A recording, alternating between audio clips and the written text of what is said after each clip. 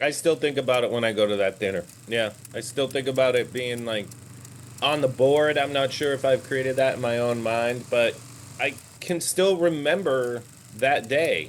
It was instrumental. And that's what film is, right? It's the same with food. That's why horror and food are so closely related because you can enjoy a meal and you can enjoy a film by yourself. If you enjoy it with a crowd, Yeah. just like Aliens, it's a different feeling. And if you enjoy a food with a whole group of people, it's a different feeling. So those two art forms are very similar for me. Welcome to the That Screening Podcast. Based in the Boston area, Chef Joe Gatto is an unapologetic, uber talented chef, filmmaker, producer, and podcaster with a multitude of hit programs, including Chew on That and Talking Horror, focusing on food, film, and horror. Creating lasting experiences and creative nightmares with his food and content. A collaborator with Fangoria, Chef Joe's passion shines as he embraces the challenges, parlaying his talents into a global brand. Jumping on this episode of That Screening, we sit down across the Zoom landscape with Chef Joe to discuss his love and connection to horror, his family's connection to the genre, childhood, and the lasting screening and imprint of personal cinema revolving around the screening of the 1986 cult classic sci-fi horror Aliens on this episode of That Screening.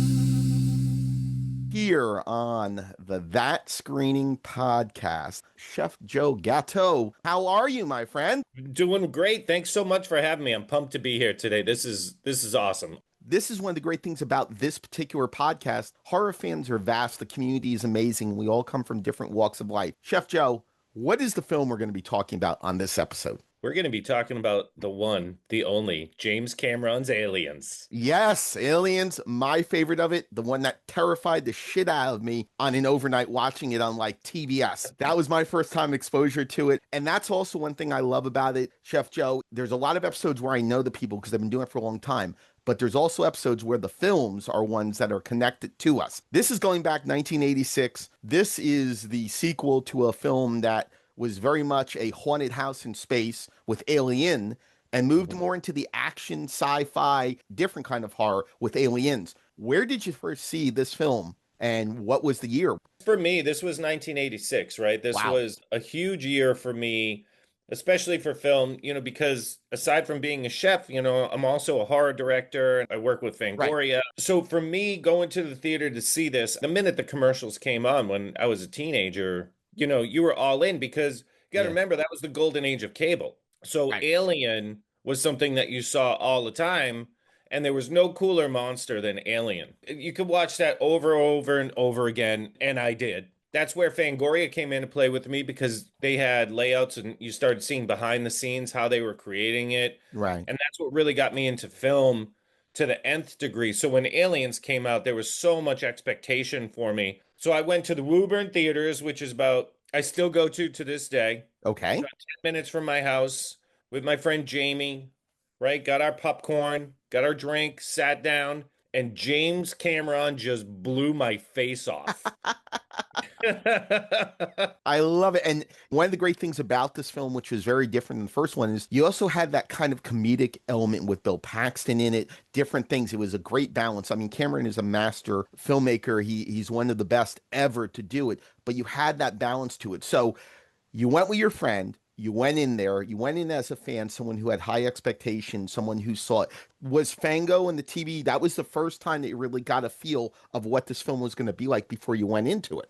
Yeah, for as much research as you could do then, right? It wasn't like now where there's just so much information years ahead of time. You can get the like script, you can see special, Right. like you know so much about it. Back then it was hard to piece it together. You really had to work at it. The trailer still holds up, right? I Yeah. just recently rewatched it, and I'm a huge fan of the director's cut. I love the director's cut. My son and I, who's 16, for years, I have a list of, like 250 films that we've had to go through, and so he's been introduced from everything from The Shining all the way Good through dad. Better Off Dead, you name it, Evil Dead, you got it. And Aliens, the director's cut was on there, and he was very impressed. And one of the things that stood out to him, which still stands out to me, is those practical effects Yes. still hold up. And, on my show Chew on That, I had Alec Gillis, who's a friend of mine on, who was one of the effects guys. And we talked about that extensively, right? I mean, I remember sitting in that seat when those aliens started coming out of the walls. Right. They're coming out of the fucking walls, right? Like, I remember that feeling of like, this is the coolest thing I'd never seen Right. anything. The effects just held up, but the story and the pacing and the way he integrated. I love how Cameron integrated Yeah. weaponry that was futuristic but worn. Right. The That was machine gun, really the unique. blowtorch, everything with it. Yeah. Cameron was the master, right? He had come off Terminator. I mean, that was 84. Remember Piranha 2, The Spawning, Okay. Yeah. right? Deep So cut, folks. Deep cut. deep cut, super deep cut. It still has a place in my heart, and I think Jim would agree. But he was a big special effects guy, right? He worked Right. for Corman, all the effects for him for Galaxy of Terror and all of those cheesy films that had excellent effects. So this one for me, I'm a huge creature guy. Like I love creatures. And this film when really sat with me because I went back in my mind it was the next day. Could have been a couple days Right. later. In my mind it was the next day. I couldn't wait for each sequence to come that I knew I had in my head. The Queen came out. Right. I mean, come on, you the same thing, right? Oh my Everybody God. was And she just like, disconnects at the end. Spoiler alert, folks. You haven't seen it yet. Spoiler alert. But you when haven't she seen it yet. Come disconnects, on. exactly. Well, that's one of the things I get a kick out of with the show, Joe. When you say spoiler alert, but some of these films are like decades old. The scene you're talking about when they're coming into the walls, the ceiling, it's also the timing of the film and in a theater. I can only imagine because watching it on Laserdisc recently for the Midnight Madness down the shore, it was amazing to just see it on the big screen and see the timing between them looking at the screen and the scanners and seeing them moving and going, what's going on? And then looking up and then they're there. They're right on top of you without you even realizing they're right on top of you. How old were you when you saw this with your friend? 16. So you're the same age as your boy when it comes to it. I know it's different generations, but did he have the same reaction when he saw it? He was really impressed by it. He definitely loved it. He just couldn't get over that it held up so well. Right. That's a great That point. was one of the things we talked about because he's pretty steeped in film. Even though I'm a chef, I was, when I was in my 20s, I ran video stores, right? So I'm a video Amen. store geek. I knew we So had a connection, a lot of connections, my friend. like I'm a Tangible. clamshell guy, right? Yes. Like I've seen Tetsuo the Iron Man, I've seen all Ah, that shit. Everything came into the store. So introducing my son at an early age to practical effects, stop animation, Ray Harryhausen, Willis O'Brien, yeah. things like that, he really got it. I mean, one of his all-time favorite films is Blade Runner, but he does like Blade Runner 2049 more, Right. which I understand. I liked it too, but he was really impressed by that. And a funny little side note, Sure. I do the same thing with my two girls who are 13 and 8, and my 13-year-old girl loves monster movies, so she comes to everything with me. And Right. my 8-year-old I just introduced to E.T. this Ah, last week, and nice. she loved E.T. And what's funny? You'll get this. I don't know, 30 minutes into the film, she said, "I like how E.T.'s real." Hmm. And that to me stuck. She's because she could tell the difference between a practical effect Right. and a CG and that old school stuff. That's why, yeah, it was Stands looked up. down upon for a little Right. while because CG was the new thing. But Right. now I'm in the middle of film all the time, and you can Right. hear people saying practical, practical You again, have back to to. practical. It has weight. Well, you talk about Alec with what he was able to do with those effects. But I just recently talked to the director of Severed Road at Horror Hound, and he got some of the practical effects and monsters for his film. And Alec was the man who had been a part Oh, of it when he had done Harbinger Down. So to look at that and see the incredible detail and the craftsmanship of those, it's absolutely amazing. Do you remember where you sat in the theater when you saw this? middle left. All right. I'm always middle left. I don't know why, but like always middle left. I just like it over there. If you've ever watched the behind the scenes, there's a great doc on aliens. It's about like 4 hours long, I think. But if you really want to see how practicals are done and how they did the Queen, the garbage bag test lives in Right. infamy of how they got the Queen going. I still think action and horror, I don't think there's anything that comes close to what Aliens did, not only for the franchise, but for the genre. This is a question I usually wait on to ask. As a father, a filmmaker, and a fan, where does this movie and the screening sit with you the most? That's hard to determine, Okay. right? It's hard to break that into those kinds of thirds because it means something to each of them that's really important in my life. First and foremost, I guess I'd have to say as a fan. Okay. I saw lots of movies when I was a kid. Like I went to the theater all the time. First time I ever remember really my jaw just dropping to the floor and Wow. knowing I had to find out more about it and I had to go see it again and I wanted to know how they did that. As I've moved forward, it really did. That 86 was also the year I went to Chicago and saw my uncle and he introduced me to real Mexican food for the first time in downtown Chicago. And that started me on the path of being a Right. chef. Aliens really set the tone for me becoming a filmmaker and digging into that side. And then as a father, just being Okay. able to share it Wow. is just an incredible thing, right? It's like It's a sharing rite of your passage. your youth. Do you remember how was the audience with it? Was there any reaction with it? It was all kids my age. It Okay. was and it was just electric. It's like a great dish as a chef, right? You Okay. after you've had something like that, you still chase it. And I still chase that euphoric feeling of being in the theater and being thrilled. It's so rare that you get that. I can go to a movie and enjoy it and love it. I just saw Hail Mary. I absolutely Right. loved it. Me and the We're fam really we're enjoyed going it. tomorrow with my dad. Incredible movie. Now, I don't know if anything's ever done that for Wow. me. I saw Jaws in the theater in LA. That's, one of my favorite films of all time. And that was awesome, but I had seen it. Experience since it was so new and didn't know much about it, only what I could parse from the little bits of the trailer. So this was a real experience where I had no knowledge of what was going to happen and it just kept punching me in the face repeatedly and it was awesome. As long as it didn't spit the acid on you, we're good. We're good. Yeah, exactly. But you talk about Jaws, and that's a really interesting parallel with it because you knew what was expected when you saw in there. You saw the hype. You weren't there at the beginning. As you got older, my friend, and you don't look that old, just want to Oh, throw that thank out. you. How has the maturity in your life reflected what Aliens is to you as you've gotten older? I think I've just respected it more. Grown to really respect what that film, because when you're younger, it's the effects, it's the excitement, it's the Right, action. And then as you grow older, you start to really respect the writing and the relationship that he developed between Sigourney Weaver and Newt. And you really start to see how deep and how important those relationships are to making right. the action and the horror have weight. Actor's medium. It really is horror. It really is It an is. actor's medium with it. What's the feelings like during the screening? Is there any particular scene that really just like got you, hooked you, and that really stuck with you? 1,000%. I mean, when they're standing behind the doors and they have their meters out to measure Yep. everything, and the aliens are coming, and They're coming, Sigourney Weaver man. says it. He says, 5 meters, and she says that can't be. That's inside the room. Yep.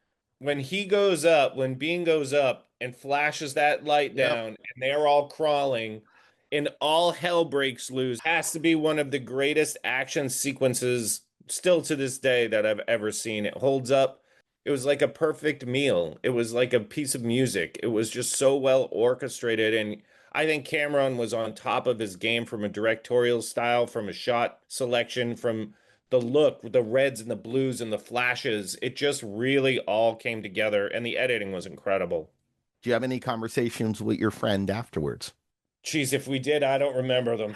Just like that was fucking awesome. Was there anyone as you got older that you wanted to be able to talk with about, or was there any meeting that you had where you went, I got to talk about this. Tell me about this. I want to learn more about this. I mean, Alec was a big one for me because he was there, part of the creation process. And Alec and I talked extensively about that, but we all, that and Tremors, Right. because I had everyone from Tremors on. Creatures. Like, Yes. Tremors is like just one of, I think, the greatest B movie ever made. So I had, the writer, the director, I had everybody Mm, from Tremors on. That was my jam. Talking to Alec and seeing the alien in his shop as we were talking, wow. that was kind of a full circle moment for me.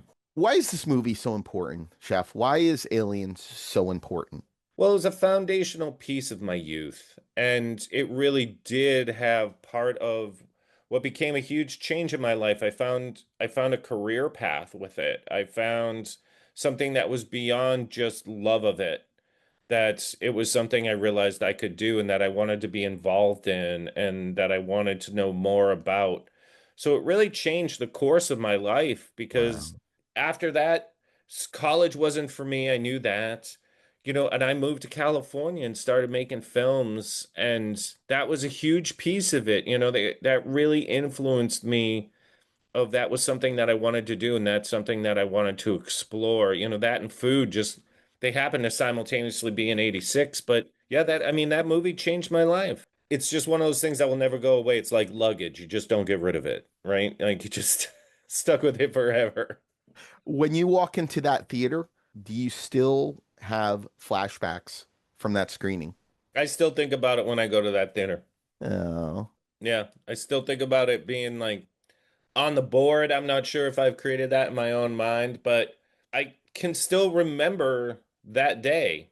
It was instrumental. And that's what film is, right? It's the same with food. That's why horror and food are so closely related because you can enjoy a meal and you can enjoy a film by yourself. If you enjoy it with a crowd, yeah. just like Aliens, it's a different feeling. And if you enjoy a food with a whole group of people, it's a different feeling. So those two art forms are very similar for me.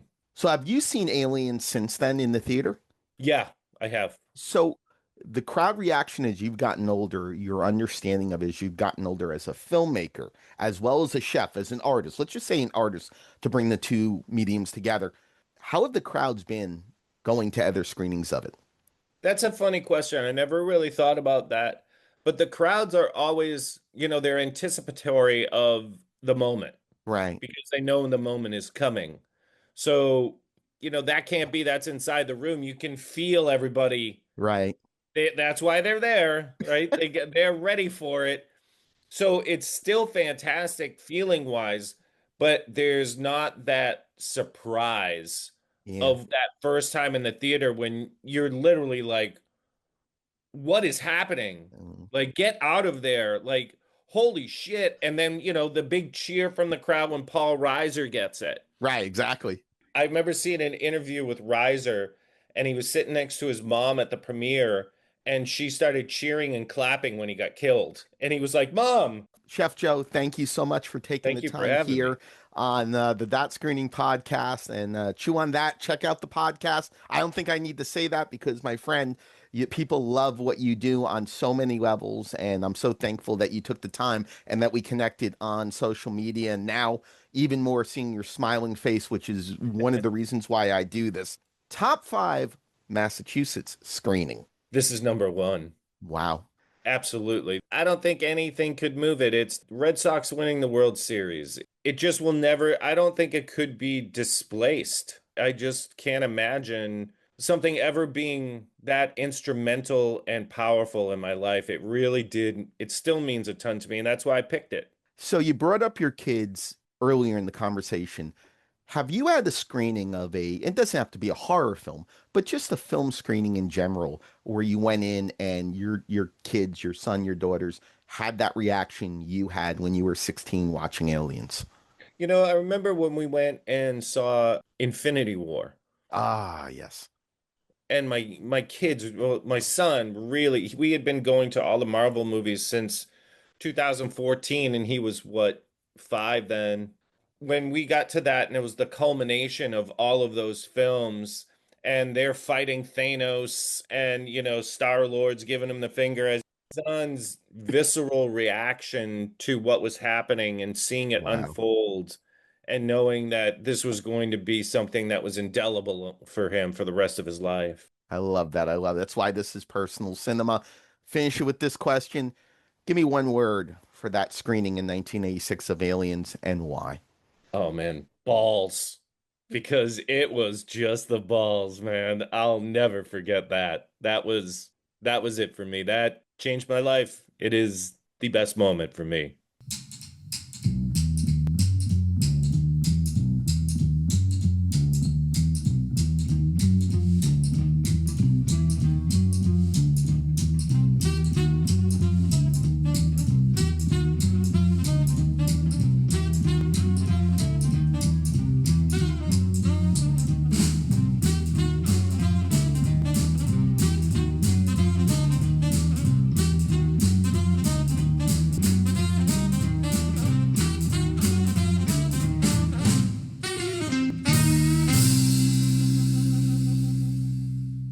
Thank you so much for listening to the That Screening Podcast with JK, heard on Apple Podcasts, Spotify, SoundCloud, and more.